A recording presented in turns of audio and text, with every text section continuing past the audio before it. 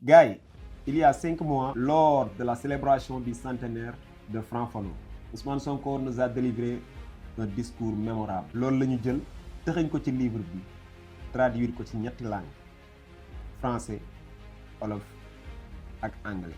Le 14 incha allah koy présenté fële ca musée des civilisations. te gars yi nañu déglu tuuti ci discours bi Ousmane Sonko teniroon.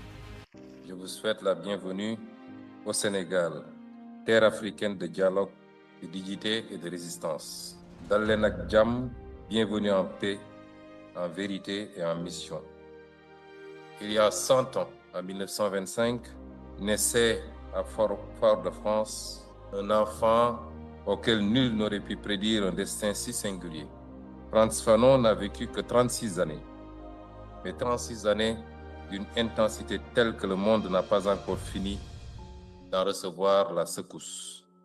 Fanon fut martiniquais par naissance, français par contingence administrative, africain par lucidité, algérien par engagement.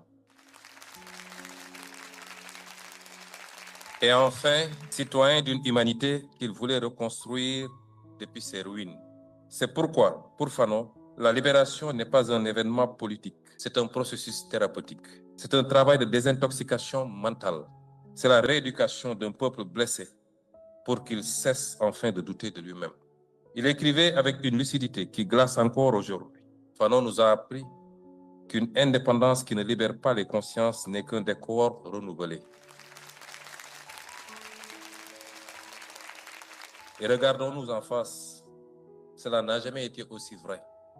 Car l'Afrique, malgré ses indépendances, porte encore dans son inconscient collectif les cicatrices laissées par les siècles de domination.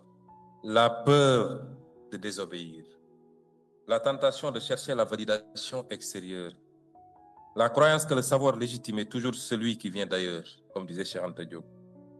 La difficulté à rompre avec des institutions et des modèles qui ne furent jamais conçus pour notre dignité. Aujourd'hui encore, nous voyons combien la santé mentale, les traumatismes collectifs, les blessures invisibles du colonialisme et du néocolonialisme continuent de structurer nos destins. Car oui, il avait raison, l'indépendance politique n'a pas suffi. Elle a ouvert une porte, mais elle n'a pas brisé les murs. Elle a hissé nos drapeaux, mais elle n'a pas libéré nos économies. Elle a donné une existence internationale à nos États, mais elle n'a pas garanti la souveraineté réelle de nos peuples. Les mécanismes de dépendance ont changé de forme, mais pas de nature. Le colon est parti, mais la dette est restée.